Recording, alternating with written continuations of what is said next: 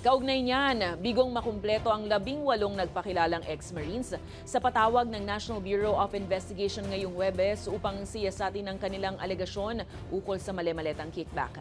16 lang ang humarap sa tanggapan ng NBI kasama ang kanilang abogadong si Atty. Levy Baligod. Giit ng Baligod, hindi na suspect kundi potensyal na saksi ang dapat naturing sa 18. Kasama ring ipinatawag si ex-Congressman Mike Defensor na siyang unang nagpresenta sa media sa 18.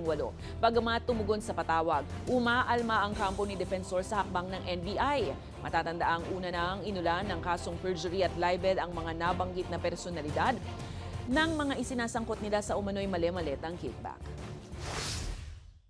Pero para sa amin ay questionable yung ginagawa ng kasalukuyang liderato ng NBI na isasampina itong mga tao ito. Hindi namin alam kung bakit, sapagkat hindi ba dapat sinasampina nila yung mga itinuturo. These are whistleblowers. At para sa amin, nawe-weaponize at misuse o misemploy ang kapangyarihan ng NBI. Hindi dapat kami ang pinatawag.